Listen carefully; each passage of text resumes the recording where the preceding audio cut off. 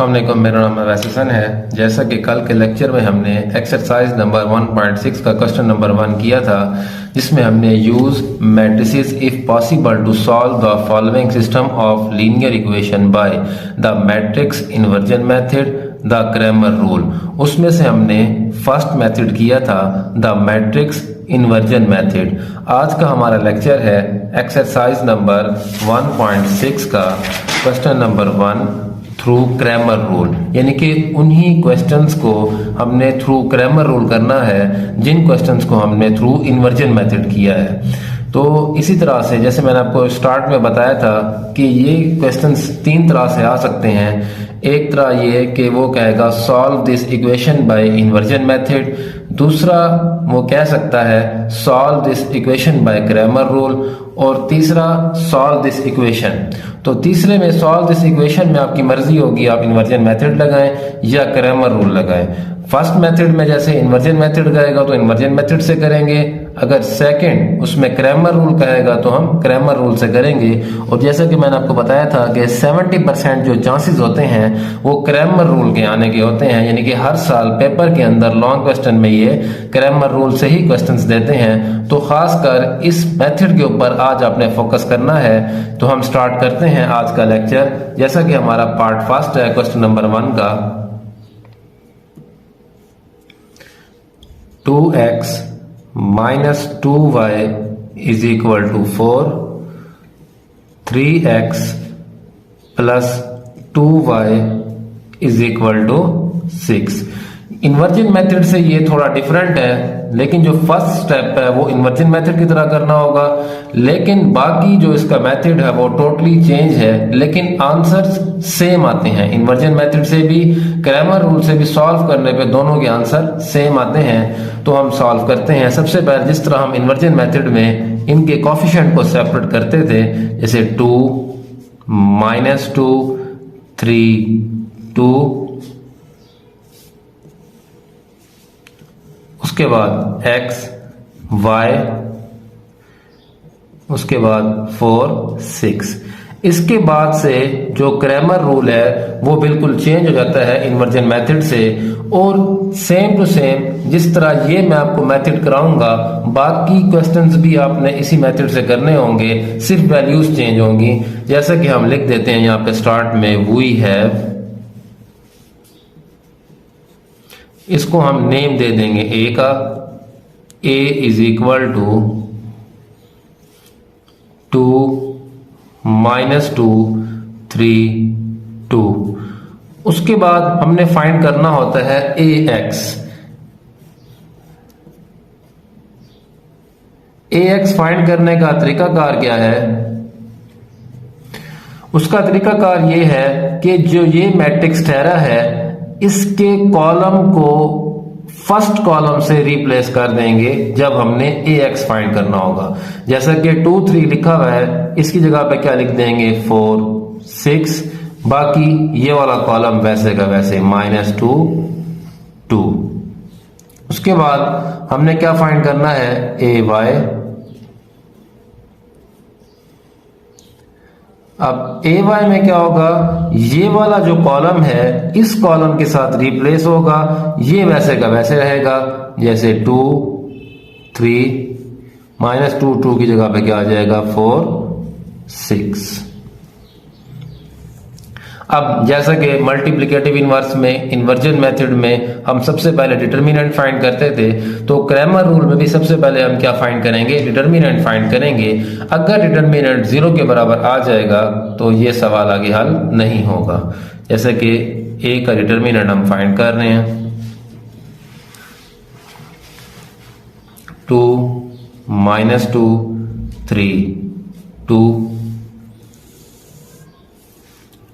2 2s are 4, दरमियान में minus minus minus plus, 2 3s are 6, 4 + 6 क्या आ जाएगा 10, which is not equal to 0, यानी कि a इज नॉन सिंगुलर, यानी कि क्रैमर रूल एग्जिस्ट करता है। तो उसके बाद तरीकाकार क्या होता है, याद रखें जो इस सवाल में आपको मेथड बताया जा रहा है तमाम बाकी जो इसके पार्ट्स हैं उसमें भी इसी तरह के मेथड को आपने अपनाना है, सिर्फ और सिर्फ वैल्यूज का फर्क होगा। तो सबसे पहले हमने क्या फाइंड करना है, x फाइंड करना है। x फाइंड करने का फार्मूला क्या होता है, ax का डिटर्मिनेंट ओवर a डिटर्मिनेंट। इसमें ऊपर वाला डिटर्मिनेंट ax डिटर्मिनेंट या ay डिटर्मिनेंट 0 आ जाए इसमें कोई मसला नहीं है, यानी कि सिर्फ और सिर्फ हमारे पास a डिटर्मिनेंट 0 नहीं आना चाहिए। ax डिटर्मिनेंट आ जाए भी कोई मसला नहीं है, सवाल हल हो जाएगा। ay डिटर्मिनेंट भी 0 आ जाए, क्वेश्चन हल हो जाता है। तो ax की वैल्यू हम लिखेंगे, उसका डिटर्मिनेंट फाइंड करेंगे 4 -2 6 2 डिटर्मिनेंट ओवर a डिटर्मिनेंट हमने क्या निकाला था 10, जैसा कि 2 4s are 8 minus minus plus 6 2s are 12 over 10। 8 plus 12 20 by 10, 10 1s are 10 10 2s are 20, यानी कि 2 उसका आंसर आ गया। उसके बाद हमने क्या फाइंड करना है, y फाइंड करने का फार्मूला होता है ay determinant over a determinant. ay की वैल्यू क्या है हमारे पास 2 4 3 6 डिटर्मिनेंट ओवर a डिटर्मिनेंट की वैल्यू क्या है 10। 6 2s are 12 minus 4 3s are 12 over 10, 12 minus 12 0 over 10। इसी तरह से मैंने आपको बताया था कि ay डिटर्मिनेंट 0 आ जाए या ax डिटर्मिनेंट 0 आ जाए, इसमें कोई हर्ज नहीं होता, क्योंकि नॉमिनेटर अगर 0 आ जाए तो सारी वैल्यूज क्या हो जाती हैं 0 हो जाती है। तो इसी तरह से हमने फाइंड कर लिया है x is equal to 2 y is equal to 0। Inversion method में भी मैंने आपको बताया था एक तरीकाकार, वो आप रफ वर्क में कर सकते हैं अपनी तसल्ली के लिए कि आपका आंसर ठीक आया है कि नहीं। तो जो वैल्यूज x एंड y की हमने फाइंड की हैं वो किसी एक इक्वेशन में उठा के पुट कर दें। अगर x और y इसमें पुट करने से आंसर इसके इक्वल आता है या इस इक्वेशन में पुट करने से इसके इक्वल आंसर आता है, तो मतलब ये कि हमारा क्वेश्चन ठीक है, आपको सारा सवाल चेक करने की जरूरत नहीं पड़ेगी। अगर कोई भी आंसर जैसे पुट करने से इसके बराबर नहीं आता तो आपको एरर फाइंड करने में भी आसानी होगी, आपका टाइम वेस्ट नहीं होगा पेपर्स के अंदर। तो जैसा कि हम इक्वेशन लेते हैं 2 इंटू एक्स क्या फाइंड किया हमने 2 माइनस 2 इंटू वाई क्या फाइंड किया हमने 0 is equal to 4, 2 2s are 4 minus 0 is equal to 4, 4 is equal to 4। इसी तरह से आप हर क्वेश्चन के अंदर जो भी आपका क्वेश्चन पेपर के अंदर आता है इसी फार्मूले से आप चेक कर सकते हैं कि आपका आंसर ठीक है या नहीं। याद रखें ये जो मेथड करना है ये आपने रफ वर्क के अंदर करना है, यहां तक जो है ये आपका क्वेश्चन सॉल्व होगा। उसके बाद पार्ट सेकंड है हमारा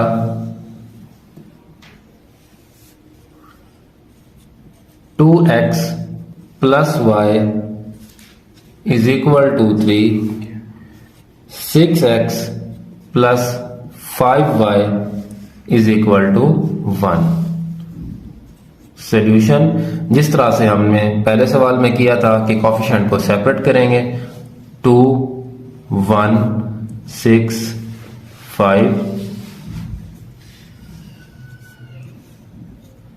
x y 3 1।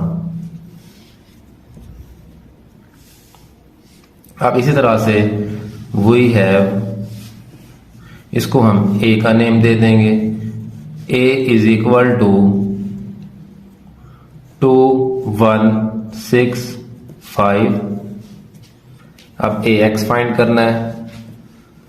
आपको खुद अंदाजा होगा कि तमाम तर पार्ट्स इसी मेथड से हैं, सिर्फ और सिर्फ ये वैल्यूज चेंज आ जाएंगी, बाकी मेथड सेम है। आपको सिर्फ मेथड आना चाहिए, वैल्यूज जो भी हों आंसर आपका सही निकल आएगा।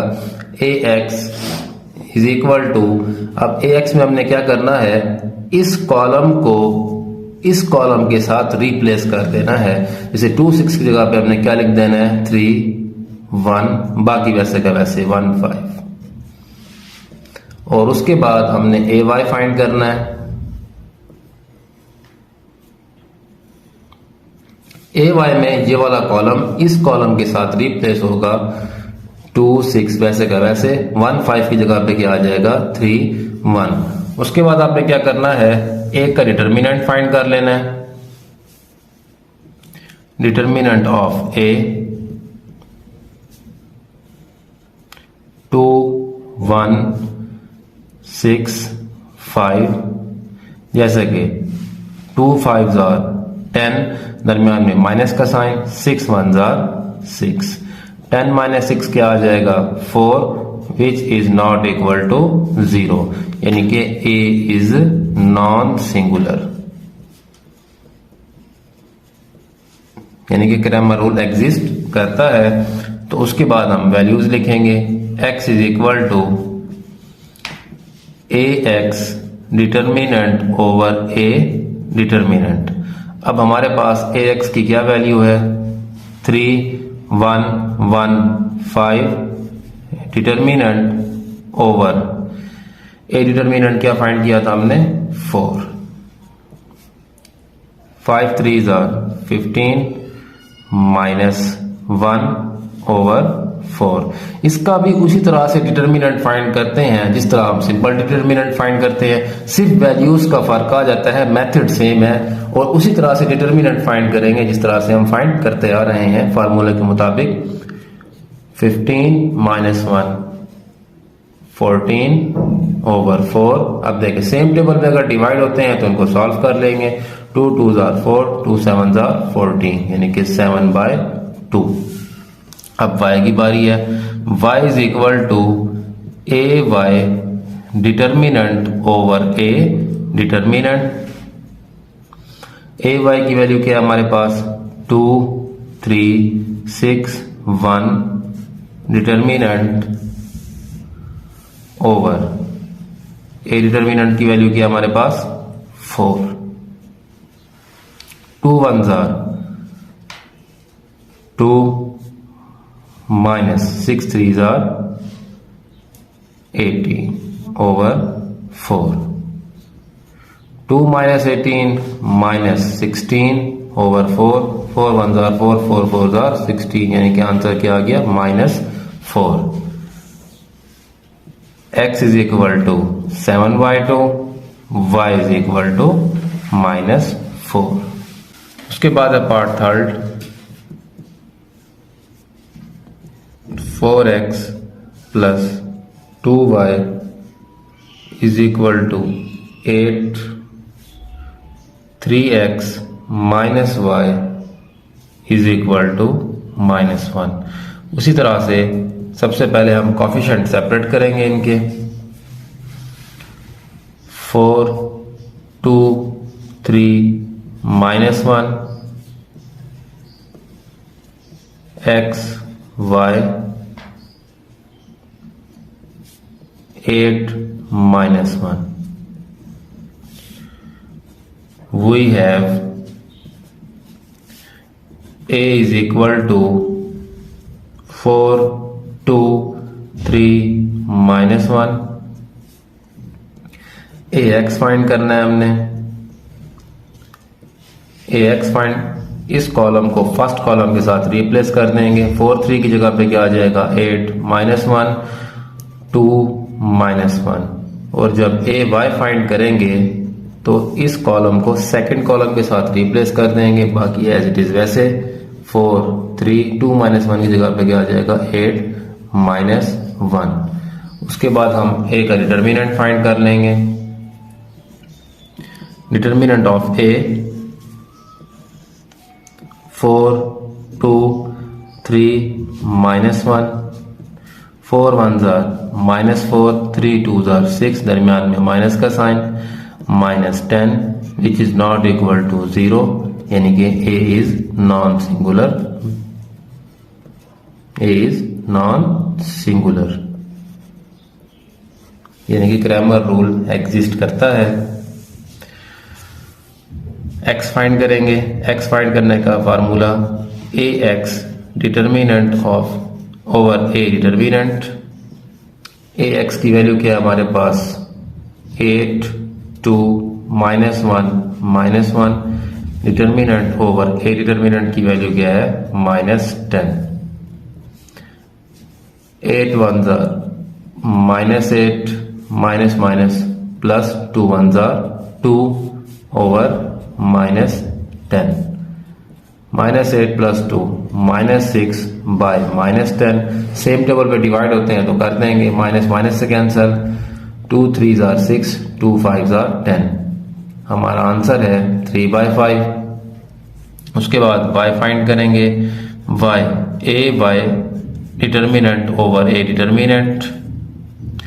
ए वाई की वैल्यू क्या है 4 8 3 -1 डिटर्मिनेंट ओवर ए डिटर्मिनेंट क्या है हमारे पास -10। 4 1s are -4 -8 3s are 24 over -10 minus minus plus -28 by -10 minus minus से cancel, 2 5s are 10, 2 1s are 2, 2 4s are 8, यानी कि 14/5 हमारा आंसर है। x का आंसर है x is equal to 3/5, y का आंसर है y इज इक्वल टू 14/5। उसके बाद है part 4, 3x minus 2y is equal to -6, 5x minus 2y is equal to -10। Solution, सबसे पहले इनके कोफिशिएंट सेपरेट कर लेंगे, 3 -2 5 -2 x y -6 -10।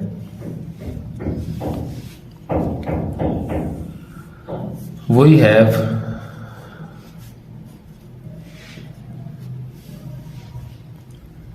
a is equal to 3 -2 5 -2 ax find करेंगे उसी मेथड के मुताबिक कि ये वाला कॉलम फर्स्ट कॉलम के साथ रिप्लेस हो जाएगा, -6 -10 बाकी वैसे का वैसे -2 -2। उसके बाद ए वाई फाइंड करेंगे, ए वाई में ये वाला कॉलम सेकंड कॉलम के साथ रिप्लेस हो जाएगा, बाकी वैसे का वैसे, जैसे 3 5 -6 -10। अब ए का डिटर्मिनेंट फाइंड कर लेंगे,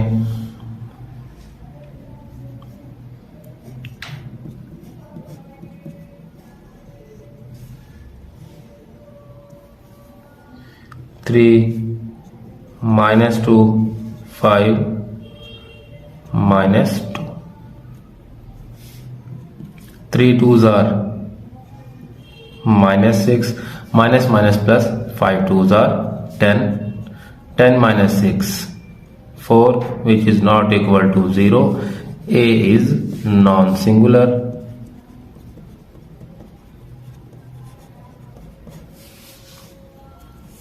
यानी कि क्रैमर रूल एग्जिस्ट करता है। अब x फाइंड करेंगे, x is equal to A X determinant over a determinant. A X क्या हमारे पास -6 -2 -10 -2 over determinant of a 4, 6 2s are 12 minus minus plus -10 2s are 20 over 4, 12 minus 20 -8/4, 4 1s are 4, 4 2s are 8, यानी कि क्या answer आ जाएगा -2। y is equal to a y determinant over a determinant. a y क्या है हमारे पास 3 -6 5 -10 डिटर्मिनेंट ओवर ए डिटर्मिनेंट क्या है 4, 3 10s are -30 minus minus plus 6 5s are 30 over 4। अब जैसा कि देखें ए वाई डिटर्मिनेंट 0 आ गया है, इसमें कोई हर्ज नहीं है। नॉमिनेटर 0 आ जाए कोई हर्ज नहीं होता, सिर्फ ए डिटर्मिनेंट 0 नहीं आना चाहिए, क्योंकि डिनोमिनेटर में 0 आ जाए तो आंसर इन्फिनिटी के बराबर आता है, यानी कि वो आगे पॉसिबल नहीं होता। सोल्यूशन 0 ओवर समथिंग यानी कि 0 ओवर 4 इज इक्वल टू 0। हमने आंसर निकाल लिया है, x is equal to -2, y is equal to 0।